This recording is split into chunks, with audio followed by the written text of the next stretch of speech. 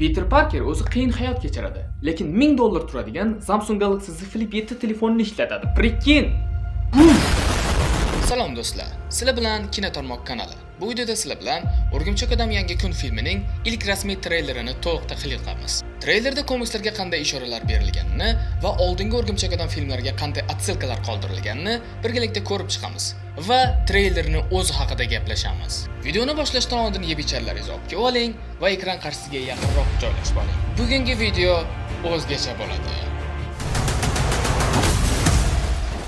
Onayni Treyler Peter Parkerning bir bino tepasida boshini pastga qilib osilib turgan holatda telefoniga qarash bilan boshlanadi. Bu sahna shubhasiz O'rgimchak odam olamlararo animatsion filmidagi Tom sahnasini eslatadi. Peter bir o'zi yolg'iz qolgan. Telefonidan sobiq sevgilisi MJ va yaqin do'sti Ned bilan MITdagi ilk kunlarda syomka qilingan videoni ko'ryapti. MIT nima desangiz, bu AQShdagi eng kuchli universitetlardan biri bo'lgan Massachusetts texnologiya universiteti. Uni qisqartirib MIT deyshadi. Treylerga qaytsak. Eslasangiz, bundan oldingi filmda Doctor Strange qilgan sehridan so'ng bu olamdagi hamma uning kimligini unutgan. Depressiyaga tushgan Peter niqobini taqadi va o'zini osmono'par binodan pastga tashlaydi. Treylerda hamma uning kostyumini muxlislar tikib berganmi deb tanqid qilibdi. Lekin men bu fikrga qo'shilmayman. Peter bu kostyumni o'zi tikdi.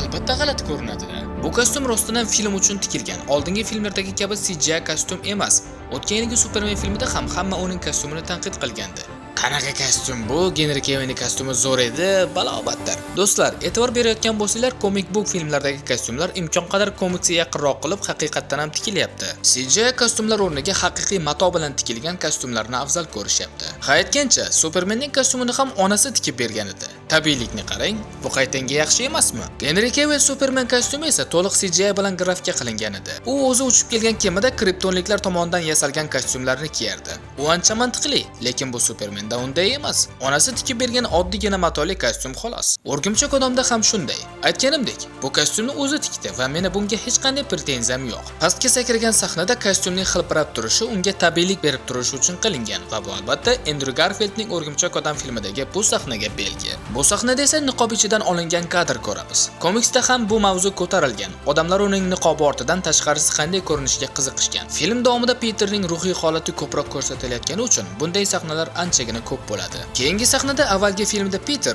MJga bermoqchi bo'lgan xatni o'qiyotgani ko'rsatildi. U MJ ishlaydigan kafega boradi, ichkariga kirganda esa achchiq tabassum qiladi. Keyin esa o'zi tikkan kostyumni kir yuvish mashinasida yuvayotganini ko'ramiz. Bu kulgili bo'lishi mumkin, lekin bu sahna bilan uning og'ir vaziyatda ekanligini ko'rsatishyapti. Bu sahna esa Tobey Maguire Peter Parkerning o'z kostyumini kir mashinada yuvgan sahnaga belgi. Yangiliklarda O'rgimchak odam davlat tomonidan qahramon deya tan olinib, unga shahar kalitini topshirishdi. Hayotgancha, bu film voqealari oldingi filmdan 4 yil o'tib sodir bo'lyapti. U film voqealari 2024-yilda bo'lib o'tgan bo'lsa, bu film voqealari 2028-yilda bo'lib o'tyapti. O'rgimchak odamga kalitni topshirgan ayol kim? Kingpin qayerda desangiz, spoiler yedingiz. Daredevil qayta tug'ilish serialining 2-mavsum so'ngida Kingpin shahar merligidan chetlashtirilgan ko'rinadi. Bu ayol esa uning siyosiy maslahatchisi Shayla Rivera. MJ va Ned bu xabarni televizordan ko'rishyapti. Peterni hech kim tanimaydi, lekin O'rgimchak odamni hamma biladi. Shundan so'ng treylerning jang sahnalari boshlanadi. U tomdan pastga sakragach, New York ko'chalarida zirhli mashinani qo'yayotgani ko'rsatildi. Bu mashina balki xavfli jinoyatchilarga tegishlidir. To'satdan Peterni minibus urib yuboradi. Bu sahna Andrew Garfield O'rgimchak odam filmidagi mana bu sahnaga belgi. Rolda esa Frank Castle, ya'ni jazolovchi. Bu sahna juda muhim. Peter va jazolovchi allaqachon bir-birini taniydi, chunki Peter uni ismi bilan chaqirdi. Ikkalasi ham bir jinoyat tashkiloti ortidan tushgan. Bu tashkilot qamoqxonalardan mahbuslarni qochirib, tartibsizlik chiqaryapti. Sababi hozircha noma'lum. O'rgimchak odam bu ishni o'zi hal qilmoqchi, chunki jazolovchining ustubini biladi. U shahar zarar ko'rishini istamaydi. Shuning uchun jazolovchini to'xtatadi. Komikslarda ham shunga o'xshash sahna bo'lgan. Jazolovchi O'rgimchak odamni jinoyatchi deb o'ylab, unga hujum qilgan. Peter jazolovchining og'ziga to'rotgan sahna Tobey Maguire O'rgimchak odam filmidagi Peter Jamesonning og'ziga to'rotgan sahnani eslatadi. Jazolovchi uyatsiz so'z aytmoqchi bo'lganida Peter uni og'zini yopib, film senzurali ekanligini unga eslatib qo'ydi. Ochig'i bu ikkilikning bir-biriga bu qadar mos tushini va ularni bir filmda ko'rish tugul tasavvur qilishni o'zi imkonsiz edi. Lekin qarang, hamma narsaning iloji bor. Treylerning o'rtasiga keldik. Peter o'ziga savol beradi. Menga nima bo'lyapti o'zi?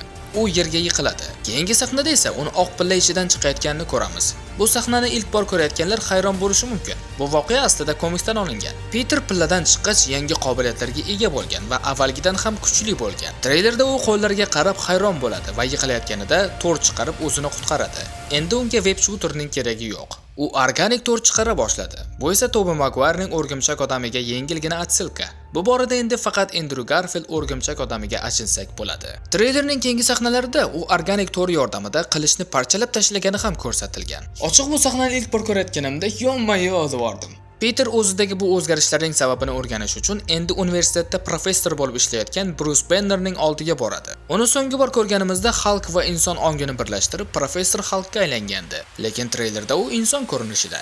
Nega? Chunki qo'lidagi qurilma uni Hulkka aylanib qolishdan saqlaydi. Shuning uchun u bu qurilmani bir necha MCU loyihalaridan beri taqib yuribdi. Peter o'zida bo'layotgan o'zgarishlarni aytadi va Bruce unga yordam berishga rozi bo'ladi. Uning kapushonida Empire State University logotipi bor. Demak, Peter o'qishni shu yerda davom ettirmoqda. Komikslarda Gwen Stacy va Gary Osborn aynan shu universitetda o'qigan. Balki kelgusi filmlarda ularni o'zini ham ko'rarmiz. Keyingi sahnada Peter zamonaviy texnologik skaner ichida turganini ko'rsatishdi. Peter bunday qurilmani 7 uxlab tushida ham ko'rmasdi. Katta ehtimol bilan bu qurilma Brucening ishxonasiga tegishli. Taxminimcha Bruce aynan shu yerda Peterning o'rgimchak odam ekanini bilib oladi. Hammani qiziqtirgan savol: filmda Hulk bormi? Twitterda ko'p insiderlar va sahifalar filmda Grey Hulk, ya'ni kulrang Hulkni ko'rishimiz mumkinligini aytishmoqda. Lekin buning qay tariqa yuz berishi hozircha noma'lum. Kulrang Hulk kim desangiz, hozirgi klassik yashil Hulkning birinchi versiyasi. Uni Marvel komikslarida ilk bor 1962-yilda kulrang rangda chizishgan. Biroq o'sha paytlarda komiks yozish texnologiyalari Hulkni ba'zan qoramtir, ba'zan oq chiqazib borardi. Natijada har sahifada Hulkning rangi har xil bo'lib qolardi. O'sha payt Stanley o'ylab turib, yashil rangga o'zgartiraylik degan. Shu bilan Hulkning rangi yashil rangda qolgan. Biroq keyinchalik Marvel Grey Hulkni ham alohida personaj qilib chiqardi. Unga Joe Fixit ismini berib, o'zi uchun hayotiy hikoya yozishdi. U qanday qobiliyatlarga ega desangiz, juda aqlli, strategik jang qiladi, lekin baribir yashil Hulkdan kuchsizroq. Marvel aynan shuning uchun ham uni o'rgimchak odam filmida chiqarmoqchidir. Yashil Hulkni, ayol Hulkni, qizil Hulkni bir joyga tiqishdi. Navbat endi kulrangiga. Sezganmisizlar, Marvel filmlarida negadir Hulklar doim xo'rlanadi. Ko'ramiz bu filmda uni qanday ko'rsatishadi. Treylerning keyingi sahnalarida Bruce Peterga DNKdagi mutatsiya juda xavfli deydi. Bu sahnada esa Peterning og'riq ichida qiynalayotganini va kuchlarini boshqara olmayotganini ko'ramiz. Treylerda sirli ovoz o'rgimchaklarning 3 xil hayot sikli bo'ladi. Bu sikllar orasidagi davrda ular himoyasiz bo'lishadi, ammo bu davrdan o'tganlar uchun bu qayta tug'ilish hisoblanadi deydi. Demakki Peter hozir o'tish bosqichida. Keyingi sahnalarda esa u yangi qobiliyatlarga moslashga urinayotganda May xolasining qabrini ziyorat qilishga kelganini ko'rsatishdi. Bu ta'sirli va jiddiy sahna. Eslasangiz, uni o'rgimchak odam uyga yo'q filmida yashil goblin o'ldirgan edi. Navbatdagi sahnada MJ bir yigit bilan turganini ko'ramiz. Bu uning yangi yigiti. Ha, bu yana Tobey Maguire o'rgimchak odamiga belgi. Lekin ikkisining o'rtasida katta farq bor. Tom Holland Peter Parkerning MJ'i rostdan ham Peter bilan sevishib, munosabatlari normalniy edi. Prosta Doctor Strange sehridan so'ng MJ Peterni unutdi, shuning uchun u o'ziga yigit topdi. Tobey Maguirening MJ'i esa ko'rgan odamni sevib qovurardi. Treylerda ko'rsatilgan bu odam esa katta ehtimol bilan Damage Control, ya'ni zararni nazorat qilish departamentining yangi direktori. Bu departament Marvel loyihalarida ko'p marta ko'rinish bergan. Ularning vazifasi super qahramonlar jangidan so'ng vayron bo'lgan joylarni tozalaydi va yosh super qobiliyatli qahramonlarni nazorat qiladi. Unga Tony Stark asos solgan edi. Treylerda u odam Peterdan o'ta xavfli bir nishonni topishda yordam berishini so'raydi. Demak, filmda o'rgimchak odam faqat o'z mutatsiyasi bilan bog'liq muammolar bilan shug'ullanmaydi. Butun bir davlat ham nazorat qila olmayotgan xavf bilan yuzlashadi. Bu xavf esa Sadie Sinkning obrazi. Treylerda yuzi ko'rsatilmagan bo'lsa-da, suratga olish ishlaridan tarqalgan suratlarga ishonadigan bo'lsak, kapushoni va etigidan bu sahnada Sadie Sink turganini hamma bilib oldi. Filmda u ijro qilgan obrazning g'ayritabiiy kuchlari bor. Treylerda bir ayolning va qo'riqchi askarlarning zehniga kirgan sahnasi bor. MCUda turli xil qahramonlarga guvoh bo'ldik, lekin ko'p insiderlar uni Jean Grey bo'lishi mumkinligini aytishmoqda. Tim Burton Marvel ayni damda MCUga mutantlarni qo'shyapti. Kamiga Sadie Sinkning tashqi ko'rinishi ham Jean Greyga juda mos. Damage Control departamentining uni iziga tushishini sababi u hali o'z qobiliyatlarini endigina tushunib yetgan va uni nazorat qila olmaydi. Shu sabab uni xavfli deb bilishadi. Bir tomonda Peterning o'rgimchak mutatsiyasi, boshqa tomonda telepatik qobiliyatlarga ega bir nishon. Filmda ko'p mavzular ishlanadigan ko'rinadi. Qiziq tomoni shundaki, u turgan xona Peterning xonasiga juda o'xshaydi. Filmda u Peterning iziga tushgan bo'lishi mumkin. Sababini esa oldingi sizdirilgan treylerda ko'rgandik. U Peterga yo'liga to'g'anoq bo'lmasligi kerakligini aytgandi. Filmda Peter uni to'xtatmoqchi bo'ladi, chunki u o'z kuchlarini nazorat qila olmaydi va insonlarga zarar yetkazishi mumkin. Biroq Jenga bu yoqmaydi va yo'limga to'g'anoq bo'lma deydi. Ba'zi xabarlarda u jazolovchi bilan birga ishlaydi deyilgan. Treyler oxirida bir necha komiks referensi ko'rsatishdi.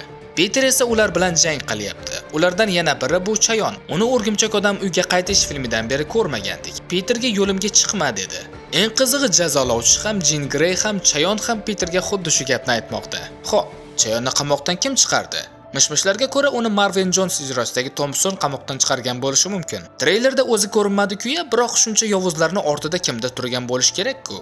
Bu orada yana bir qancha komiksga referans sahnalar ko'rsatildi. Avtobusdagi bu qizni ko'pchilik X odamlardagi Rockka juda o'xshatibdi, lekin bu aniq u emas, shunchaki unga ishora berib o'tishgan. Keyin yana bir gap. Treylerda grafikalar juda g'alati emasmi?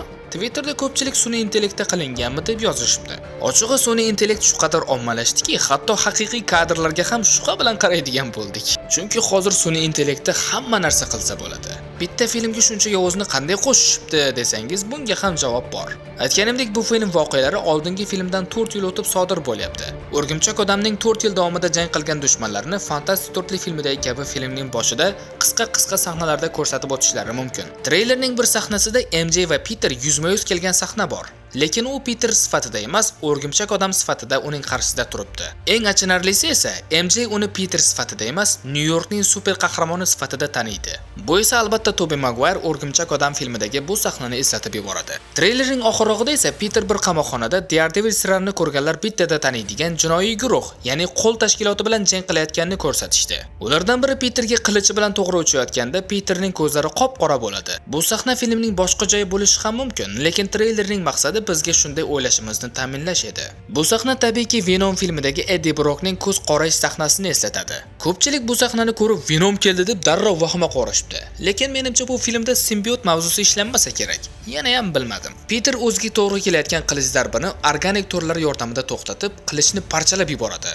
Bu shunchaki o'rgimchak odam kuchi emas. Treylerda aytib o'tilgan 3 ta hayot sikli va qaytadan tug'ilish demakdir. Balki Peter Parker Men Spiderga aylanayotgandir. Men Spider kim desangiz, komikslarda Peter Parkerning genetik mutatsiyasi eng qo'rqinchli evolyutsiyaga chiqqan versiyasi edi. Uni bu filmda ko'ramizmi yo'qmi bilmadim, ko'zining qop-qora bo'lib qolishi biron Men Spiderni eslatmadi deya olmayman. Asosiy sahnaga keldik. Ko'pchilik bu sahnada kimlardir yashirilgan deyishmoqda. Bu fikrga qisman qo'shilaman. Bu yerda kimlardir yashirilgan bo'lishi mumkin. Balki Hulk va Daredevildir, balki Jean Greydir. Bu noma'lumki, meni qarish tomondagi qizil ninzalar, ya'ni qo'l tashkiloti a'zolari e'tiborimni tortdi. Ular bu qadar balandlikka qo'rqmasdan qanday sakrashdi? Pastga tushib ketishsa o'lishlari aniq-ku. Meni taxminim bu sahnada aslida qizil ninzalar bilan emas, filmning asosiy yovuz bilan to'qnashayotgan bo'lishlari mumkin. O'rgimchak odamga kulrang Hulk, Daredevil, Jean Grey yoki jazolovchi yordam berayotgandir. Hozircha buni bila olmaymiz, lekin rostana bu sahnada kimlardir yashirilgani aniq. Treylerning so'nggi sahnasida esa Peter, MJ va Ned bilan uy bazmida uchrashadi. Peter o'zini qarish tomondagi qo'shni sifatida tanishtirganida MJ do'stona qo'shni deydi. Bu albatta sizning do'stona qo'shningiz o'rgimchak odam laqabiga ishora. Bu sahnada kichik detal bor. MJning uyida o'rgimchak odam suratlari ilingan, balki uning kimligini surishtirayotgandir. Negaki u Peter Parkerni unutdi. O'rgimchak odamni unutmadi. Ularning qo'shni bo'lishi ham bejizga emas. Komikslarda Peter Parker MJ bilan qo'shni bo'lgan. Tobey Maguire o'rgimchak odam filmida ham shunday edi. Videoni tugatishdan oldin sizga bir savol. Eslasangiz, treylerda o'rgimchak odam bitta odamni xavfdan qutqarayotgan sahna bor. Bu xavf momaqaldiroqlar filmidagi Void bo'lishi mumkinmi? E'tibor bersangiz, sahnalar bir-biriga juda o'xshaydi. O'z fikringizni izohlarda yozib qoldiring. Mana treylerni qo'ldan kelgancha tahlil qildim va menimcha sizda savollar qolmadi. Shuncha harakat uchun videoga bitta like bosib, kanalga a'zo bo'lsangiz juda xursand bo'laman. Keyingi videolarga qadar o'zingizni ehtiyot qiling, yaxshi qoling.